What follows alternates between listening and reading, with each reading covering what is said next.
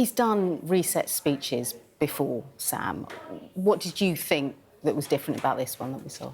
Well, let's take the sort of main argument he was making at face value. He is trying to make clear to his party and to the country that there's just an enormous risk in terms of changing leader. He talked about dangerous times and dangerous opponents, to which he quite clearly is referring to Nigel Farage and a bit of Zach Polanski, and is sort of in between the lines. He's basically saying, if you get rid of me, you're increasing the chance of, you know, essentially ending up with one of those in number 10. And he was essentially trying to make it clear that there is a risk and it goes up if you get rid of me. The question is, where does his vision leave the country, and is the party happy with it? Well, there are a couple of policy announcements. The first one was about nationalising British Steel in Scunthorpe. That's resolving an issue that we already knew the government had that was a bit of a mess. Scunthorpe Steelworks losing £1 million a day some days. You know, this will create a problem possibly for the Treasury, and nationalising. Interesting, he was couching it in the frame of Labour values. Nationalisation hasn't previously been a go-to ideological sort of lever that he's wanted to pull, but it sounded like he was more in favour of it in principle. The second one was, again, slightly opaque language about wanting Europe to be at the heart of things.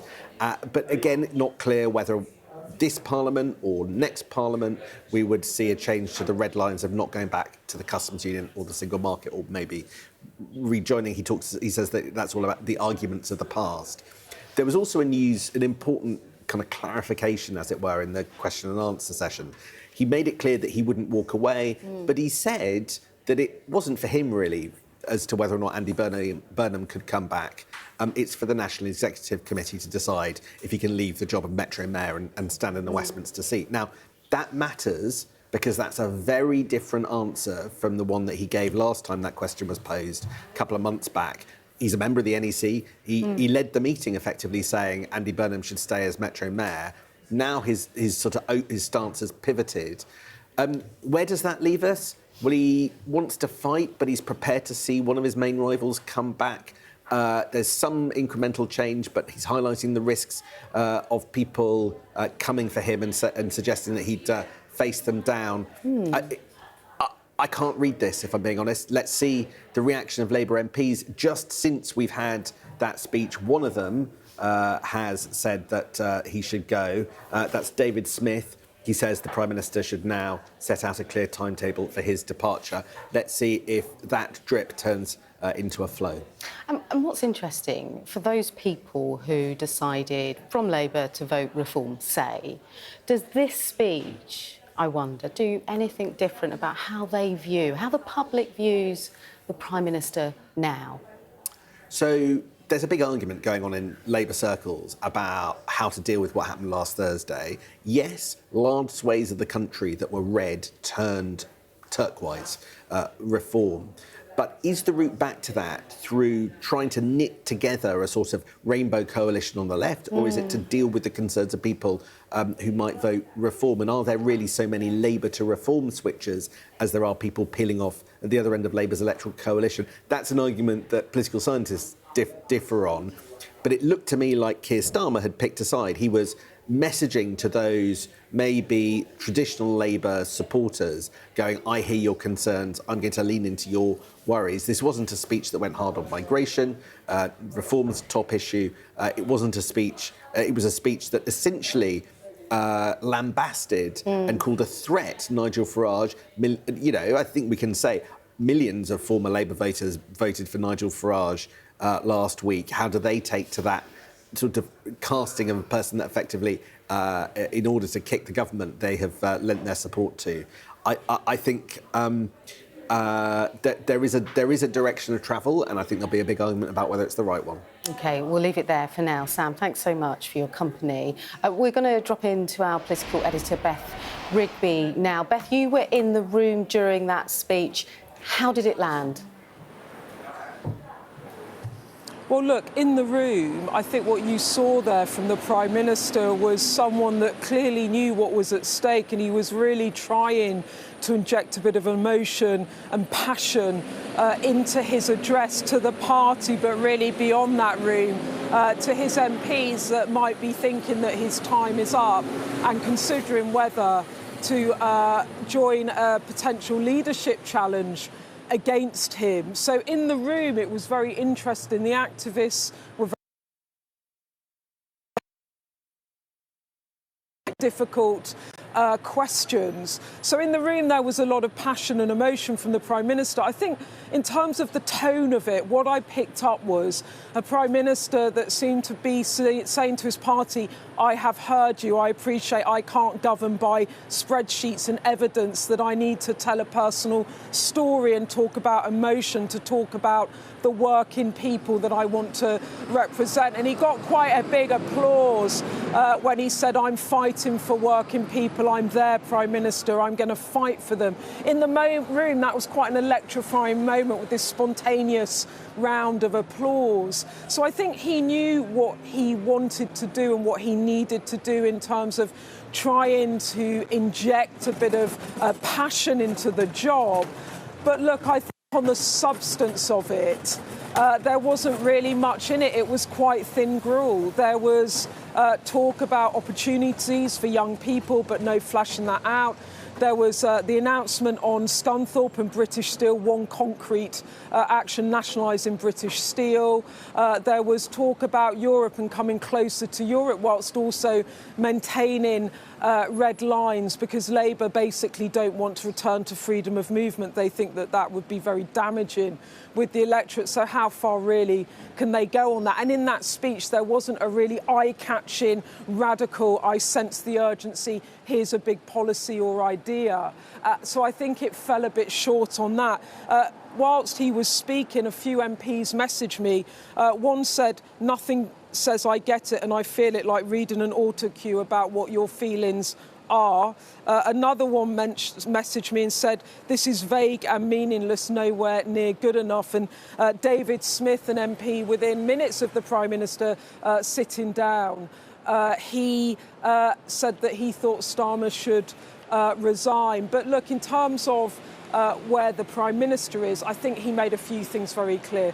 One, he made it clear that he will fight any challenge. Two, he made it clear again that he wasn't walking away. When I asked him whether he even contemplated resigning, he simply said no, it will plunge the country into chaos. And thirdly, he said, I know I have my doubters, I will prove them wrong. So he is fighting on. I think now we've got to see how it lands, how it settles with the parliamentary party. Sorry, it's a bit noisy. There's police cars coming past. If you can still hear me. I think we've got to see now how it lands with MPs. Catherine West is mulling, as she has said over the weekend, whether it's enough for her. Is she going to try and trigger a leadership ballot? So it's all very uncertain, very febrile. And I was talking to a number of contacts at the top of the party all over the weekend. And honestly, people don't know how this is going to land. Even a few of the Prime Minister's inner circle would acknowledge that privately too. Beth, what did you make of the steel announcement? Do you think this was the biggest concrete policy? Yeah, look, that was about Scunthorpe and the issue around that plant. And the Prime Minister said we're going to bring forward legislation to nationalise British Steel. That was a concrete policy. Undoubtedly, that bill to legislate for that piece of legislation will be in the King's speech on Wednesday. And that's when the government will set out its agenda for this parliamentary term. But if you look at what Angela Rayner was talking about on Sunday night, last night, when she put out a very long essay, really, about the Prime Minister needing to meet the moment and bring change to the country, she was talking about far more radical ideas, really. I mean, she was talking about broader nationalisation. She was talking about perhaps beginning to look at whether to end freeholds for good. She was talking about raising taxes on the wealthy to put more money into the pockets of working people. She was talking about raising the minimum wage. And I think in terms of the concrete policy, yes, he made that announcement on British Steel, but there wasn't anything about perhaps, I don't know, nationalising water, for example, something really big and bold and radical that would perhaps galvanise the party or get them thinking, yeah, Keir Starmer does get it, this sense of urgency. It was a very political speech as opposed to a policy speech. And look, when it comes back down to it, they have done absolutely shockingly bad in this set of elections, one of the worst performances ever. 5 years ago, when the Prime Minister was leader of the opposition and they had a terrible set of local election results, he admitted that he had thought about resigning because was he holding the party, the country back? This is what MPs are talking about. Is Keir Starmer holding them back? Is it time for him to go? So I asked him about that, whether he had thought about that, contemplated that in the interests of the country. This is our exchange, if you want to have a listen. Back in 2021, when Labour lost hundreds of council seats in the Hartlepool by-election, you thought about resigning as Labour leader, explaining, and this is quoting you, "I didn't feel I should be bigger than the party." But these results, this moment, is so much worse than then. You've lost nearly 1,500 councillors, 40 councils, you've lost Wales. Haven't you, for one moment, thought you should step aside in the interests of the party and country? And if you haven't, why haven't you? Thank you. Well, thank you very much, Beth. I think what we witnessed with the last government was the chaos of constantly changing leaders. And it cost this country a huge amount. A huge amount.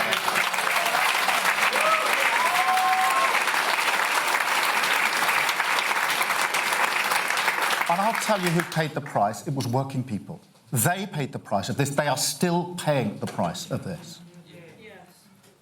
A Labour government will not inflict that on our country again. We were elected with a mandate to change this country because of what had gone before. And that is what we will do. Yes, I acknowledge the frustration.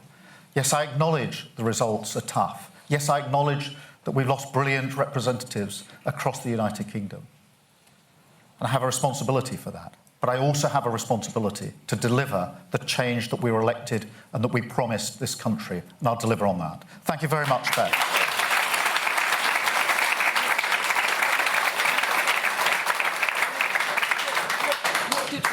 What's Vic said to you this weekend? Vic is a rock, and we talk everything through together, as you know. So, look, the Prime Minister there, when I said, look, have you not even thought about resigning? And, I mean, I don't know about you watching at home, but I wonder, how can you not think about that, given the predicament that you are in, given what your MPs are saying? Over 40 now, we think, calling for him to go. And he was absolutely steely about it, wasn't he? I'm not going to plunge the country into chaos. He went on to say that he would fight any leadership challenge. He said he knew that he had his doubters. He was going to prove his doubters wrong. And I think now we have to wait to see how that speech lands with MPs. Are the numbers going to tick up? Will it cross the threshold where there really are 81 MPs prepared to put their name to a letter calling for a leadership contest back in Catherine West, who is at the moment the only person that's put her head above the fray and said there should be a challenge? Will she back down? Will Wes Streeting, the Health Secretary, decide to go out there and challenge Keir Starmer directly? As I understand it, he's made it clear that he is not going to directly challenge, but he is waiting in the wings should a leadership race begin. But might that change over the next 24 hours? Angela Rayner making it clear, I think, on Sunday that she would be prepared to go for it should Andy Burnham not be back into Parliament. And that was another thing he was asked about.